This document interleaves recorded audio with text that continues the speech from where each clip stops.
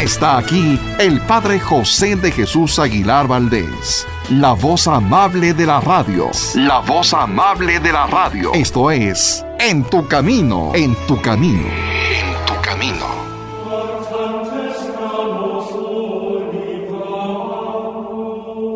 ¿Qué tal, amigos, amigas? Muy buenas tardes. Hoy tenemos un programa especial porque nos encontramos en los días más especiales de la Semana Santa.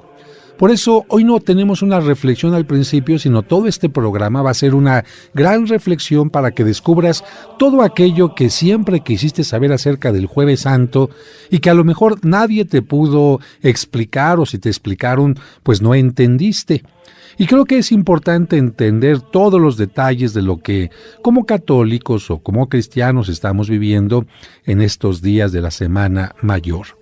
Habrá que recordar en primer lugar, querido amigo o amiga que nos escuchas, que este programa En tu Camino trata de mezclar durante todo el año momentos de humor, momentos de conocimiento, momentos de reflexión, momentos de psicología, pero particularmente hoy creo que bien lo mereces tú, un momento de mayor reflexión sobre estos temas que recuerda la Iglesia en estos días. Habrá que recordar en primer lugar que todo está en torno a la figura de Jesucristo. Para los católicos, Cristo es aquel ser, aquel Mesías, aquel prometido que viene a cumplir todas las profecías del Antiguo Testamento. En él se cumple todo lo que Dios había prometido a el pueblo de Israel y a lo que ahora conocemos como la Iglesia. Jesucristo, a lo largo de su vida pública, y le llamamos vida pública a los últimos 3 años de la vida de Jesús, cuando comienza a predicar, a hacer milagros, hasta el momento final de su vida, Jesús, a lo largo de su vida pública, continuó con una tradición que había iniciado desde pequeño. Los judíos acudían al templo de Jerusalén, a la ciudad de Jerusalén cada año para celebrar la Pascua judía. Y esto es lo que recordamos precisamente el Domingo de Ramos pasado. El lunes, martes y miércoles de la Semana Santa pues no hubo nada en particular, hasta el jueves en que Jesucristo cita a sus apóstoles a una casa y tú te preguntarás, oiga padre, ¿y de quién es esa casa? Bueno, una pregunta muy interesante. Jesús lo cita en una casa que ha pedido prestada, porque acuérdate que Jesús no vivía en Jerusalén. Jesucristo cada año iba a Jerusalén para cumplir con el rito que obligaba a los judíos celebrar la Pascua en Jerusalén, pero Jesucristo no tiene ninguna propiedad en aquel lugar. Sin embargo, tiene a muchos amigos que le siguen, muchos discípulos, y alguno de ellos le presta, nos dice así el Evangelio, una habitación grande en un primer piso, no en una planta baja, sino en un primer piso, y a esa habitación se le llama en la Sagrada Escritura el cenáculo, es decir, el lugar de la última cena. Así que Jesucristo va a citar a sus apóstoles. Si tú me dices, ¿a qué hora? Yo te diría, bueno, ¿a qué hora cenas tú? ¿Cenas a las 10 de la mañana? No creo. ¿Cenas a mediodía? No creo. Entonces, si es una cena, seguramente es a partir de que el sol empieza a ocultarse, mejor dicho, y a oscurecer el ambiente. Efectivamente. Jesucristo cita a sus apóstoles, pero a los apóstoles les extraña algo. ¿Qué es lo que les extraña a los apóstoles? Que todos los judíos se reunían a celebrar la cena de la Pascua, fíjate bien qué día, el viernes. Y Jesucristo los ha citado el jueves, así que ya desde ahí dicen, ¿estará bien Jesucristo? ¿No estará confundido? Oye, Jesucristo, la cena de la Pascua es mañana viernes y nos está citando tú el jueves. Oye, Jesucristo, es que todos los judíos en Jerusalén nos reunimos para celebrar la cena de la Pascua el viernes. ¿Te acuerdas, Jesucristo, que nos reunimos después de que se ha sacrificado un cordero, que es el que nos vamos a cenar? Oye, Jesucristo, nosotros no hemos sacrificado ningún cordero hoy. La ley judía no nos dice que sacrifiquemos un cordero en jueves. ¿Qué vamos a cenar? Precisamente bajo estas interrogantes, Jesucristo va a ir contestando algo que te digo ahorita en forma muy clara. Jesucristo va a decir, señores, mañana viernes, cuando ustedes estén sacrificando a un cordero para cenarlo por la tarde, van a estar sacrificando al verdadero cordero. De tal manera que Jesucristo les está anunciando que el día de mañana, el viernes, Él va a morir en la cruz por toda la humanidad. Para los discípulos era difícil entender esto, de hecho no sabían realmente que Jesucristo fuera a morir. Jesucristo sí lo sabía bien, y por eso Jesucristo en la última cena decide tomar, fíjate bien, el papel, el lugar del cordero sacrificado, inmolado, con el cual los judíos celebraban cada año la Pascua. Oiga, padre, espéreme tantito, le voy a hacer una pregunta, seguramente me va a decir alguien.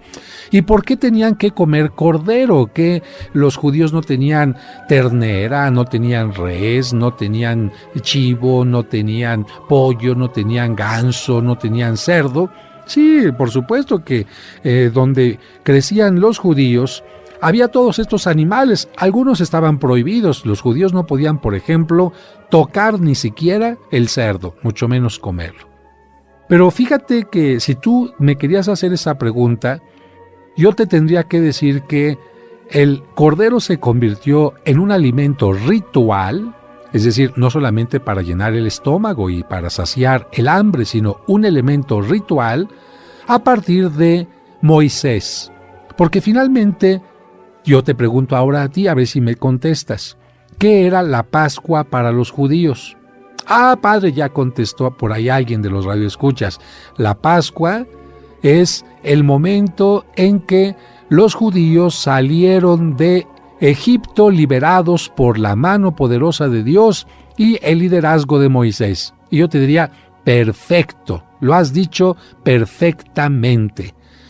Hacia el año 1200 a.C., el pueblo egipcio había hecho esclavos a los judíos y Dios dijo, no señores, este es mi pueblo y yo los voy a sacar libremente.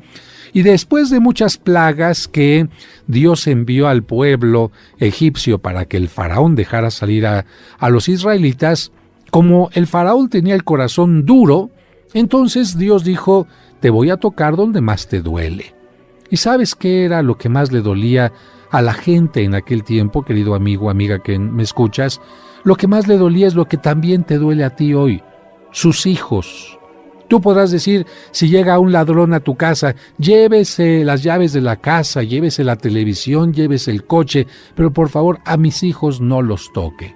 Bueno, el faraón se había cerrado tanto que Dios dice, lo siento mucho, va a morir no solamente un hijo, sino todos los hijos primogénitos, varones que haya en Egipto. ¿Y por qué esto?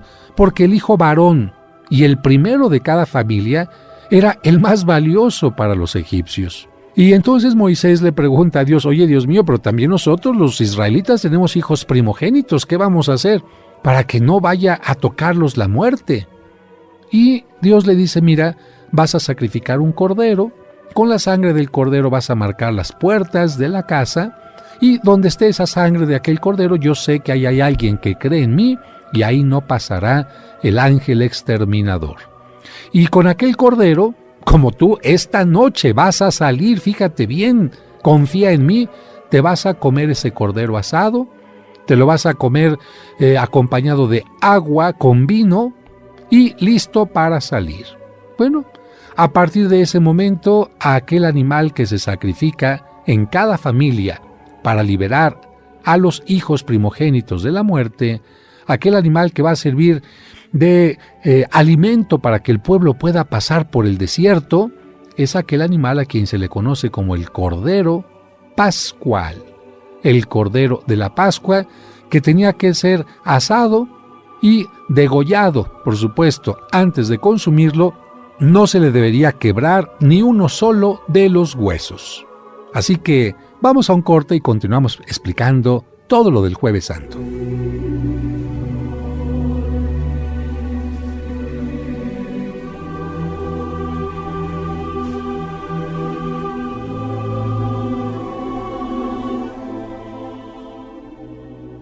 En tu camino, un programa para encontrar la meta.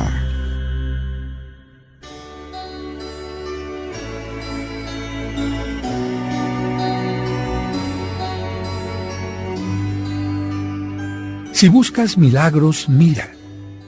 La muerte, el error, la miseria, la lepra, el demonio, todos huyen.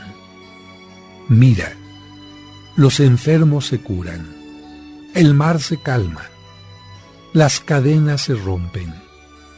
Jóvenes y viejos piden y recuperan los miembros y las cosas perdidas.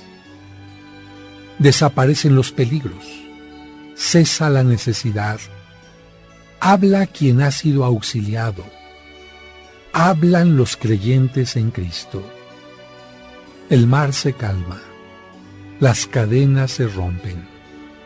Jóvenes y viejos piden y recuperan los miembros y las cosas perdidas. Gloria al Padre, al Hijo y al Espíritu Santo, así como era en el principio, ahora y siempre, por los siglos de los siglos. Amén.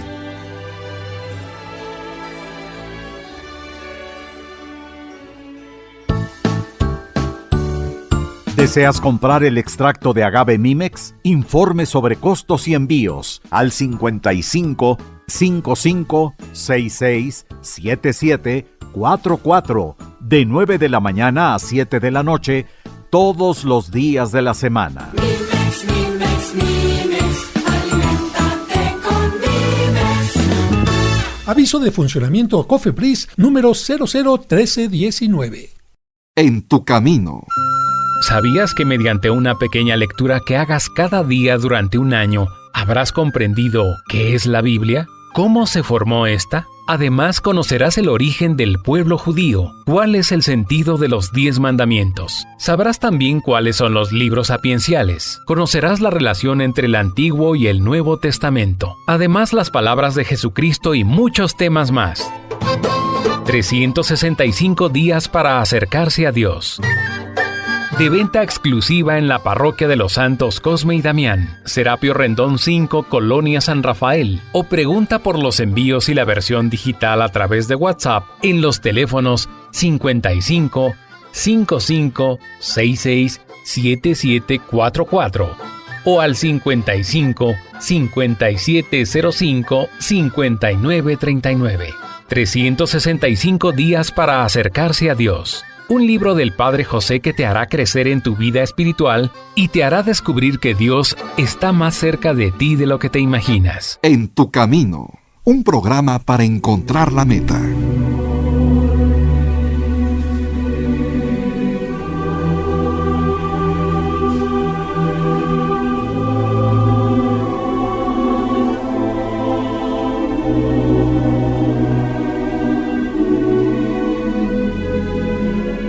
Muchas gracias por continuar con nosotros en esta transmisión, en este Jueves Santo, y el Padre José nos ha platicado de cómo Moisés liberó al pueblo de Israel de la esclavitud de Egipto. Así es, Sergio, y vamos a continuar con este programa, ahora ya con la presencia también de David Chávez, que se integra a nosotros. Y les estaba comentando, queridos amigos, amigas, lo que es la Pascua para el pueblo judío. Porque si nosotros no entendemos lo que era la Pascua para el pueblo judío, para Jesucristo y toda la gente de su tiempo, pues no podremos comprender por qué hizo determinadas cosas. Así que, David, tú que has estado en Egipto, seguramente leyendo la palabra de Dios allá, imaginándote cómo el pueblo estuvo de esclavo durante mucho tiempo, y hacia el año 1200, ya bajo el reinado de Ramsés, es liberado el pueblo por Moisés. Te imaginarás en aquel ambiente del desierto al pueblo celebrando esta cena pascual. ¿Te acuerdas tú cuáles son los elementos principales de esta cena pascual, no, David? Sí, padre, efectivamente, los elementos de esta cena serían el cordero pascual, el vino mezclado con agua y, por supuesto, el pan ácimo. Fíjate que exactamente estos tres elementos que acabas de mencionar tú son los elementos que hay en la última cena que Cristo va a celebrar el Jueves Santo. De hecho, a partir de la salida de Egipto, cada año que coincida con la primera luna llena de primavera, el pueblo judío va a celebrar su libertad, la libertad de Egipto, la libertad de los judíos que salieron de Egipto. Y claro, esto lo van a hacer al principio en una forma muy sencilla cuando van caminando por el desierto, Sergio, pero cuando llegan a Jerusalén las cosas van a cambiar porque ¿qué crees que construyen después Jerusalén con el gobierno de Salomón? Construyen el templo. Efectivamente. Y a partir de la construcción del templo, ahora el sacrificio del cordero que tenían que hacer cada año, pues lo van a realizar ahora en el templo. De tal manera que es en el templo donde se realiza el sacrificio del cordero, que ya hemos dicho se tiene que degollar, se tiene que desangrar y después comer asado. Pero antes de irnos al corte decíamos algo muy importante, que no le tenían que quebrar. No le tenían que quebrar ni un solo hueso. Muy bien, entonces ya vamos entendiendo. ¿A qué hora se imaginan ustedes, queridos amigos, amigas, Sergio, David, que era el sacrificio de este cordero? Era por ahí de las 3 de la tarde. El viernes era efectivamente antes del sábado, porque el sábado era el gran Shabbat de los judíos. Tenían que sacrificar el cordero en la mañana, pero a más tardar, tenía que ser esto, a más tardar cuando el sol estuviera cayendo. Vamos a decirlo de otra manera. Cuando el sol se estuviera ocultando, el cordero ya tenía que estar asado. Porque hay que acordarse que a partir de que caía el sol, los judíos no podían trabajar, no podían cocinar, no podían ofrecer sacrificios ni nada. Esto era la ley judía. Así que tenían que sacrificar al cordero. Muchos iban el viernes tempranito y hacia las 3 de la tarde era como el momento culmen de sacrificio de muchos corderos, uno por familia, para que todos pudieran comerlo según la norma judía. Bueno, esto era precisamente el Viernes Santo. Y Jesucristo adelanta la cena que tenía que tenerse con todos los judíos el viernes, la adelanta para el jueves. Y el jueves dice, yo quiero celebrar una cena con ustedes. Y consigue un primer piso en una casa prestada, porque Jesús no vive en Jerusalén, y a este lugar donde Jesucristo celebró la última cena. ¿Te acuerdas cómo se le llama, David? Sí, padre, ese lugar se le llama cenáculo. Pongamos mucha atención en esta palabra, porque hoy por la tarde, cuando hagan ustedes la visita de las 7 casas, la primera estación dirá del cenáculo al huerto de los olivos o al huerto de Getsemaní, porque Getsemaní era el dueño del huerto de los olivos. Así que ahí en el cenáculo Jesucristo celebra la última cena y los apóstoles quedan admirados porque dicen, Señor, es que la cena judía es el viernes. Y aquí con nosotros solamente vemos que tú has preparado pan ácimo, pan sin levadura, como lo dice el ritual judío, y vemos que has preparado también vino con agua. Pero ¿dónde está el cordero? Y entonces Jesucristo, ¿qué les va a decir? ¿Dónde está el cordero? Es cuando les dice que Él es el Cordero de Dios que quitará el pecado del mundo. Efectivamente, ahí en ese momento Jesucristo dice, ya vamos a cambiar los rituales antiguos. Ya no es un animal el que los libera como en tiempos de Moisés, sino será el Hijo de Dios el que va a entregar su vida por ustedes. Pero entonces, ¿cómo nos vamos a comer al cordero? Porque si en la cena tenemos que comernos al cordero en la cena judía, entonces Jesucristo tiene que responderles, ¿cómo nos vamos a comer al cordero? ¿Cómo será, David? Pues por eso es que consagra el pan ácimo y Él se hace presente en ese pan que ahora lo comemos en la hostia. Efectivamente. Entonces Jesucristo dice, como no me pueden comer a mí físicamente, darme de mordidas, lo que voy a hacer es que va a quedarse mi presencia en este pan ácimo y en este vino. Tanto en el pan como en el vino va a estar mi cuerpo y mi sangre, pero para que quede como más lógico ante su vista, la parte líquida representaría más mi sangre y la parte física del pan sería mi cuerpo, pero en ambas partes estoy yo. Y Jesucristo anuncia lo que va a pasar al día siguiente. Al día siguiente, exactamente cuando estén asesinando a los corderos en el templo, hacia las 3 de la tarde, a Jesucristo lo van a estar matando en la cruz como el Cordero verdadero que quita el pecado del mundo. Y algo muy interesante que ustedes recordarán, ¿qué pasa? Y de esto vamos a leer mañana, viernes, la lectura de la Pasión. ¿Qué pasa cuando Jesucristo muere en la cruz? hay un signo que nos dice, señores, en el templo ya no está Dios. Ahora Dios está en este hombre, Dios que acaba de entregar la vida por ustedes. ¿Qué pasa en el templo? A ver si se acuerdan. Pues lo que pasa en el templo cuando Cristo está muriendo, Padre, yo lo que recuerdo es que se empieza a destruir, empieza a temblar y a destruirse. El templo realmente no se destruye, tendrá que llegar el Imperio Romano años después para destruirlo, pero si algo sucede en el templo, seguramente nuestros amigos, ¿tú no te acuerdas, Sergio, tampoco? No, Padre, bueno, no trato de recordar. Nos dice la Sagrada Escritura que el velo del templo se rasga. Fíjate, el velo del templo. Ahora alguien dirá, bueno, esto no tendría ninguna importancia si no conocemos el significado del velo. El velo marcaba la zona más santa, más sagrada de todo el templo de Jerusalén. Este velo era hecho por las mujeres vírgenes que se dedicaban a el templo antes de casarse. Hay que recordar que las mujeres podían estar en el templo antes de casarse ofreciendo el tiempo de su virginidad.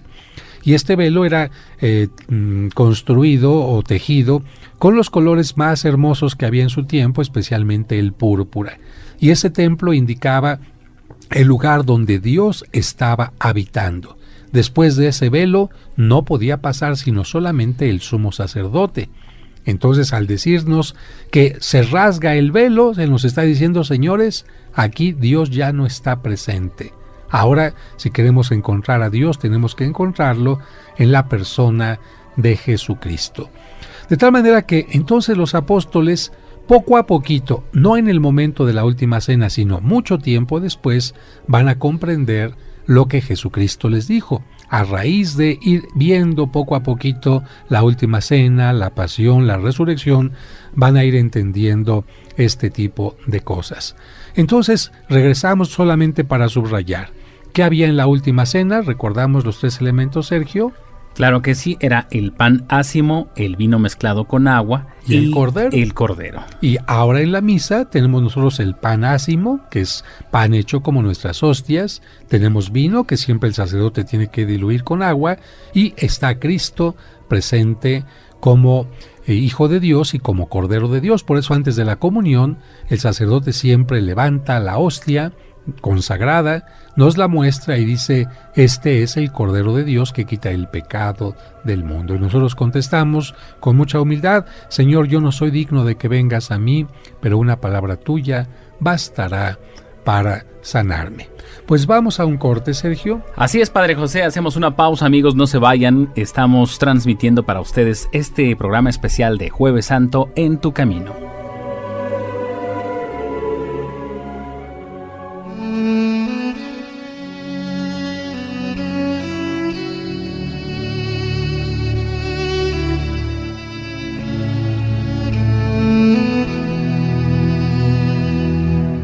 Señor, Dios de misericordia, dígnate extender tus manos para curar a todos los enfermos. Hazlos dignos de la salud. Libéralos de la enfermedad. Que sean curados en nombre de tu único Hijo. Que este santo nombre sea el remedio que les salve y santifique. Que por él te alcancen la gloria y el poder en el Espíritu Santo, ahora y por los siglos de los siglos. Amén.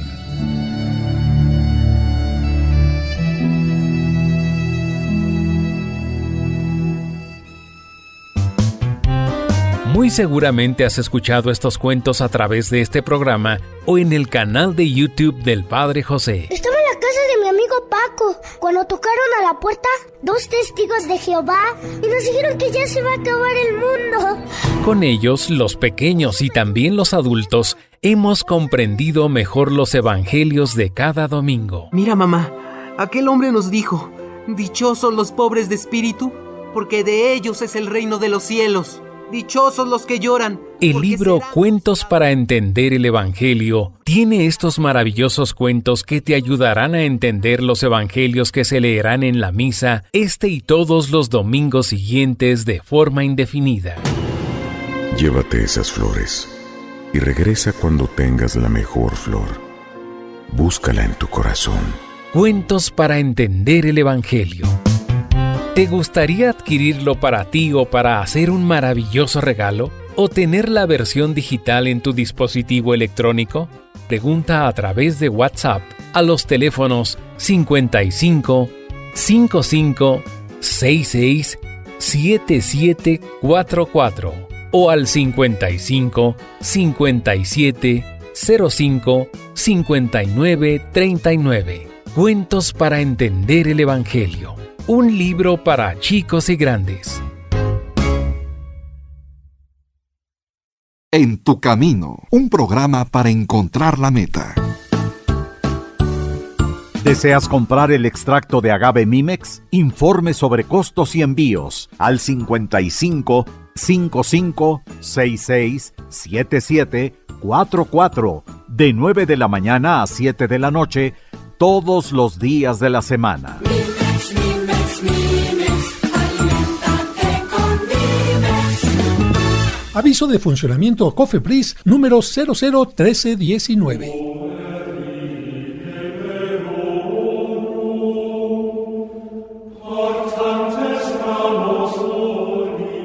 Continuamos, amigos, a través de 1470 en este Jueves Santo, acompañándote en tu camino. Padre José, pues bueno, ahorita la explicación que nos ha dado es muy muy importante para saber el significado del Jueves Santo, pero bueno, yo tengo todavía un poquito de dudas, quisiera saber cómo se celebra todo esto ahora en estos tiempos. Padre José, también sería muy interesante que pudiera explicarnos el significado de la visita de las 7 casas. Bueno, pues vamos precisamente en este bloque a responder estas dos preguntas que ustedes hacen y que nuestros amigos seguramente también tendrán curiosidad por saber. Mira, Sergio, si estamos diciendo que el jueves Cristo instituyó la última cena, instituyó la Eucaristía, instituyó la Santa Misa y en ese momento ordenó a los apóstoles como sacerdotes, pues entonces la Iglesia el Jueves Santo recuerda a todos los fieles que es el día de la Eucaristía y por eso el Jueves Santo todo mundo tendría que comulgar. Por eso en todas las iglesias del mundo hacia las 5 de la tarde el sacerdote celebra la misa de la institución, donde se hace un énfasis especial en que Cristo se ha quedado en el pan y en el vino.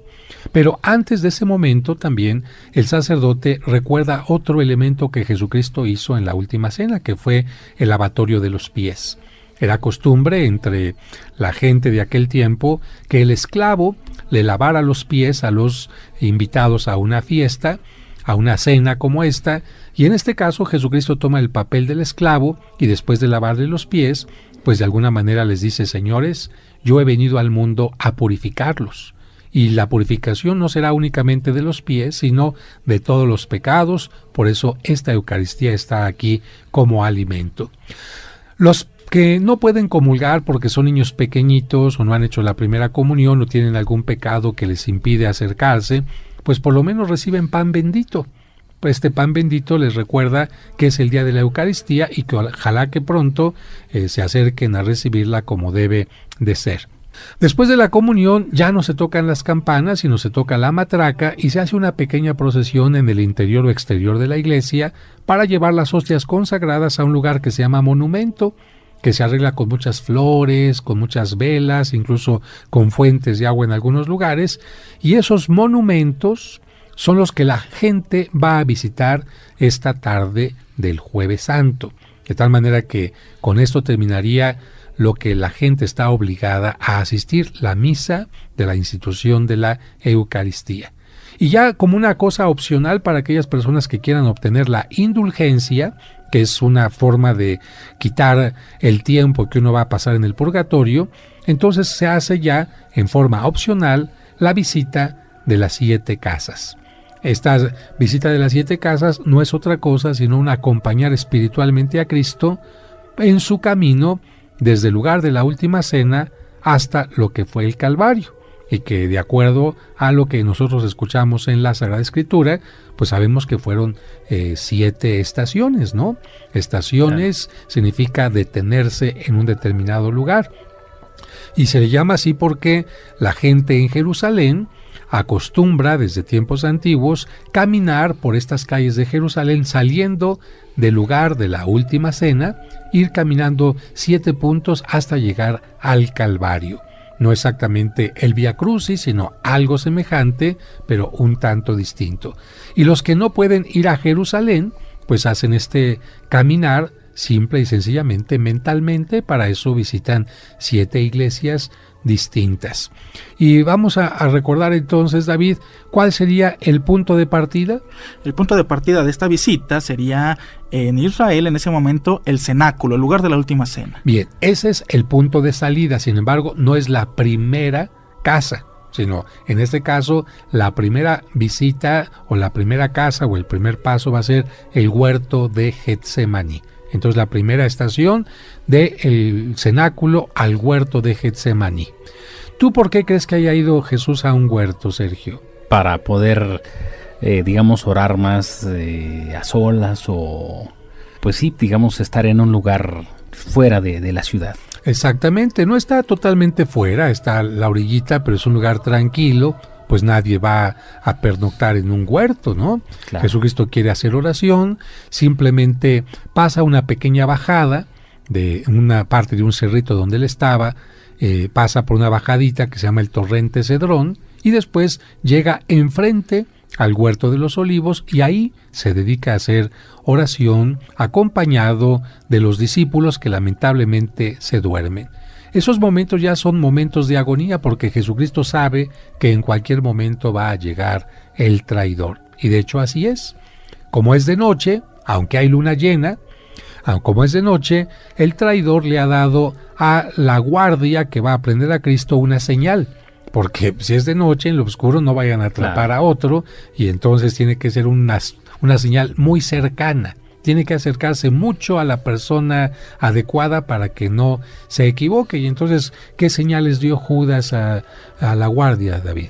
Bueno, Judas indicó a los guardias que a la persona que él le diera un beso en la mejilla, esa sería la persona que tenían que aprender. Efectivamente, porque Judas podía haberse encontrado a lo mejor con algún apóstol antes, pero el acercamiento a Jesús sería a través de un beso, y así lo hace Judas, y en ese momento va ya la segunda estación, que sería del huerto de Getsemaní a la casa de un líder del Sanedrín de los judíos que se llama Anás. Como Anás no tiene la autoridad para juzgar a Cristo, lo tiene que llevar con el jefe principal de los judíos, que es el sumo sacerdote. Y así iremos a la tercera estación, que será de la casa de Anás a, ¿cómo se llama el sacerdote principal de aquel tiempo, Sergio? Caifás. Efectivamente. Entonces llegan ya a la casa de Caifás y ahí es donde comienza propiamente el suplicio de Jesucristo. Antes ha sido miedo, un poco de zozobra, pero en la casa de Caifás empieza a recibir todo tipo de improperios, golpes, lo tienen encerrado, lo tienen amarrado y se pasa toda la madrugada, podríamos decir casi hasta las 7 y 8 de la mañana, en la casa de Caifás, donde deciden entregarlo a Pilato. Y entonces ya la mañana del viernes, esa sería la siguiente estación, de la casa de Caifás al lugar donde estaba Pilato, que se llamaba como David. El pretorio. Efectivamente, una gran casa donde estaba incluido el espacio para los guardias y para todos aquellos que servían a este representante de Roma, que era Poncio Pilato. Fíjate bien, Pilato, no Pilatos, porque hay mucha gente que dice la palabra Poncio Pilatos y es Poncio Pilato. Y una vez que lo recibe Pilato, pregunta cuál es la jurisdicción de Jesucristo, es decir, a ver, ¿de qué parte eres? ¿En qué región vives? Y Jesucristo dice, yo vivo en Galilea. Ah, bueno, pues si vives en Galilea, a mí no me toca estar al cuidado ni hacer ningún juicio sobre tu persona, porque tu jurisdicción está en las manos del representante de Roma en Galilea. ¿Y quién era el representante de Roma en Galilea? En ese momento era Herodes. Herodes, efectivamente. No Herodes el del tiempo y que nació Jesucristo, que mandó matar a los niños pequeños, sino un Herodes totalmente distinto. Y lo manda Pilato a Herodes, de tal manera que estamos ya en la siguiente estación, que sería la quinta. Herodes no quiere juzgar a Cristo, dice: yo no vine a trabajar a Jerusalén, hazme un milagro. Jesucristo no le hace ningún milagro a Herodes porque quiere hacer quedar claro que los milagros no son por capricho. Herodes, enfadado, lo regresa a Pilato nuevamente y estamos en la 6ª estación, y Pilato finalmente concluye enviándolo al Calvario, y esta sería la 7ª estación. Así que estas serían las 7 casas. Se pueden hacer para las personas que pueden caminar en 7 iglesias distintas, para quienes no pueden caminar en la misma iglesia, y para quienes ni siquiera pueden ir a la iglesia, lo pueden hacer meditando y haciendo la oración adecuada en su casa, en el hospital o donde se encuentren. Y si han recibido la comunión porque fueron a la iglesia y comulgaron, o porque les llevó la comunión un ministro de la comunión a los enfermitos, pueden recibir la indulgencia que requiere haber recibido la comunión, pedir por el Papa y por la Iglesia y hacer la intención de estas 7 casas. Amigos, no se vayan, hacemos una pausa y regresamos con más aquí en Tu Camino.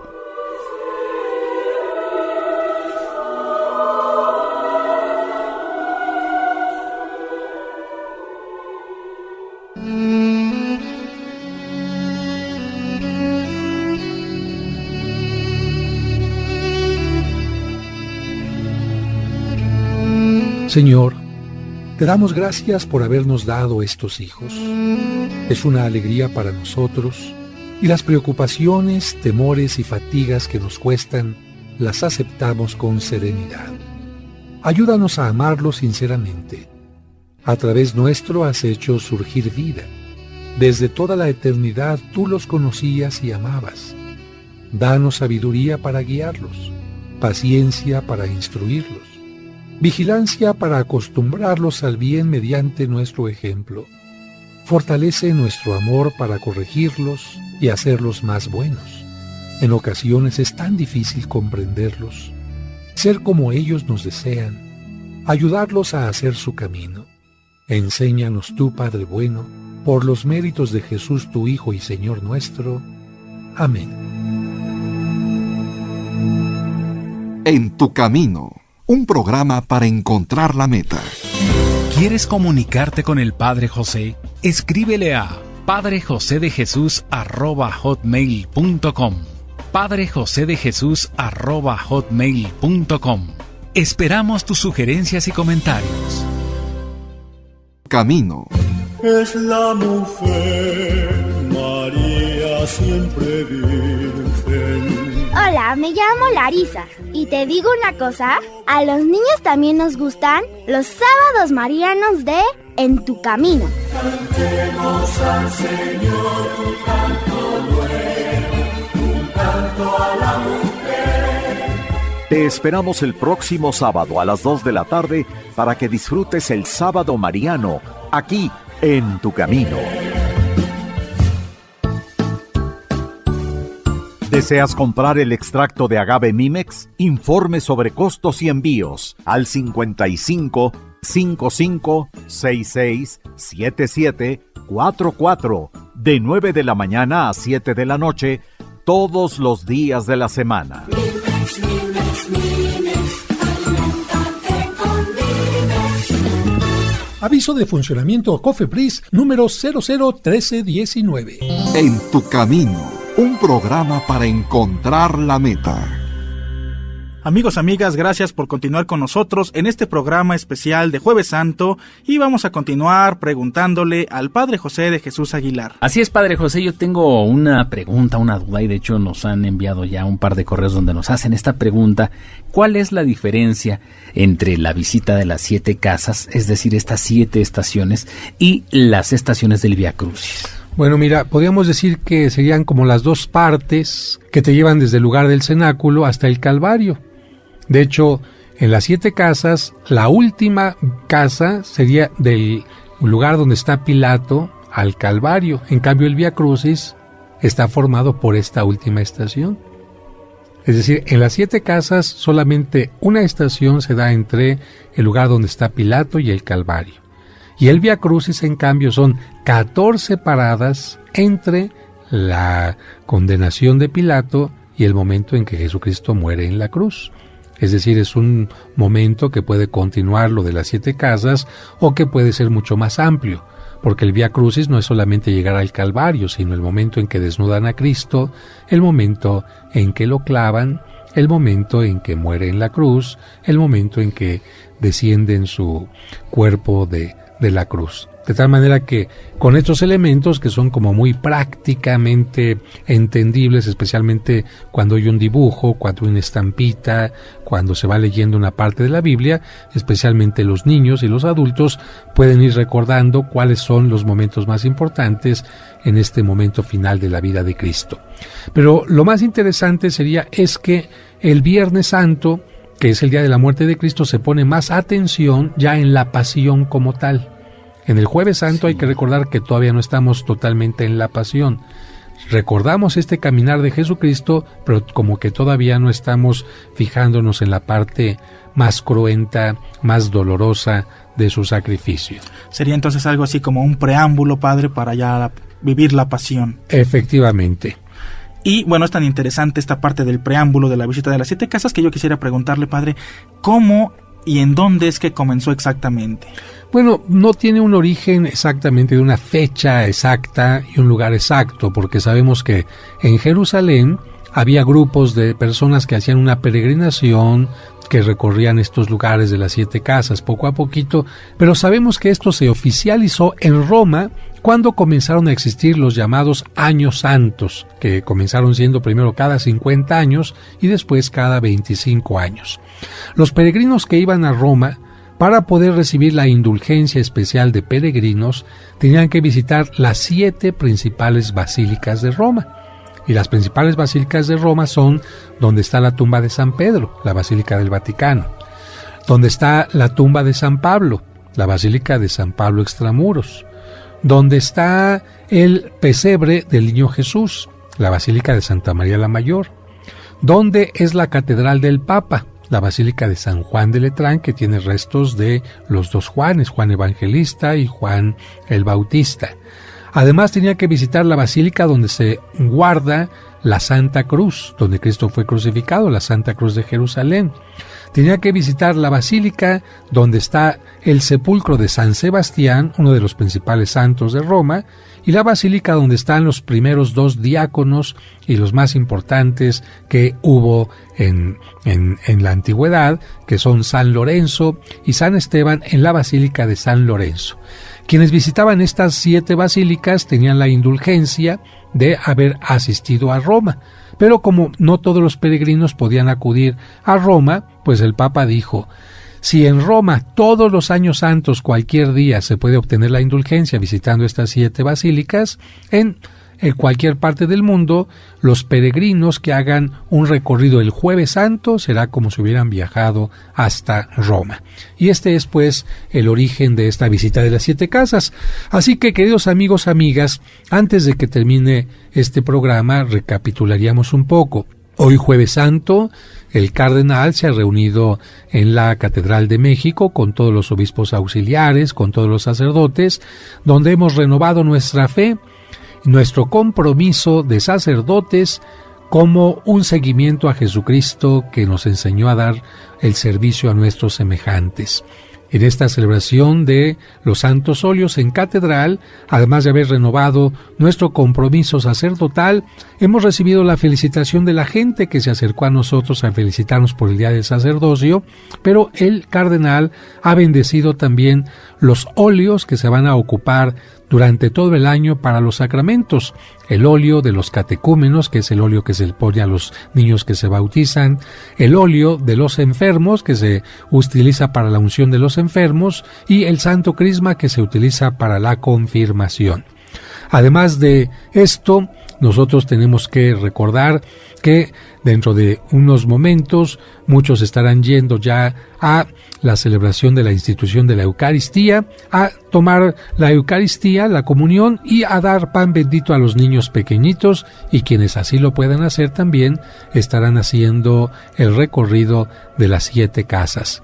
Yo les recuerdo que en México aunque cada lugar tiene sus propios itinerarios. En la Ciudad de México el recorrido más socorrido es el que surge en la iglesia de San Bernardo, en la calle de 20 de noviembre, casi esquina con el Zócalo.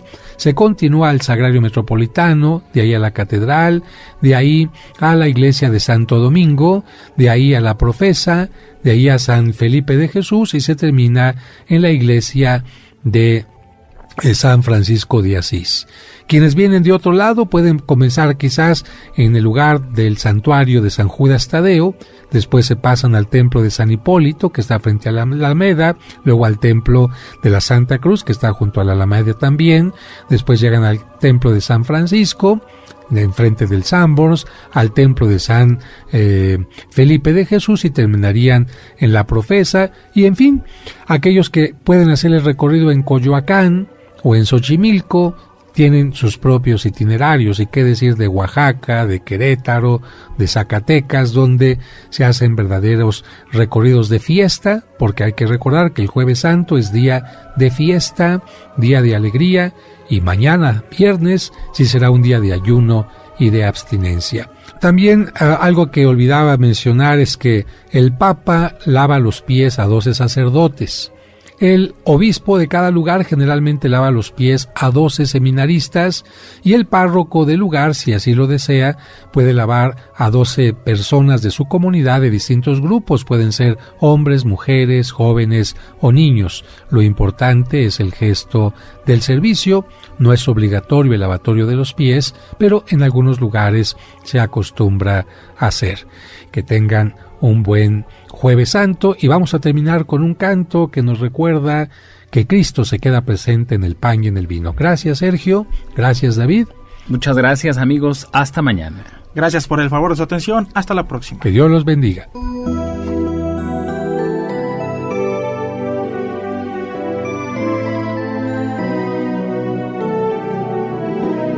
Comiendo del mismo pan, bebiendo del mismo vino, queriendo en el mismo amor, sellamos tu alianza, Cristo.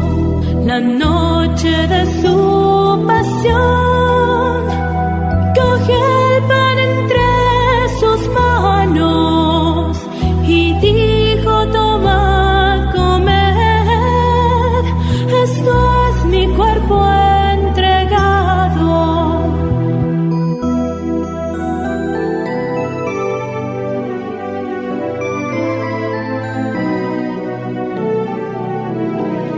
Comiendo del mismo pan, bebiendo del mismo vino, queriendo en el mismo amor, sellamos tu alianza, Cristo. La noche de su pasión, tomó el cáliz en sus manos y dijo: tomad, bebed, es la sangre que derramo.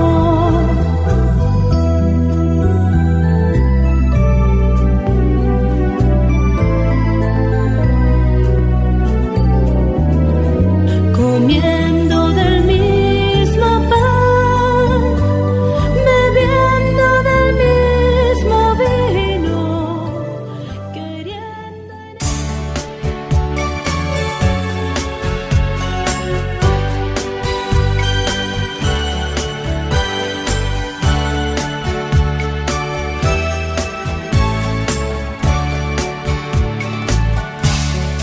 Padre nuestro,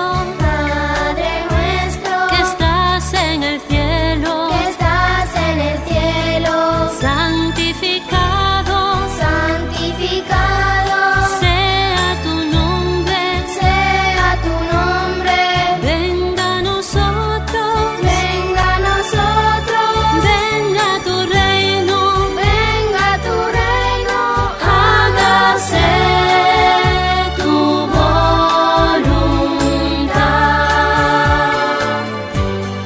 en la tierra como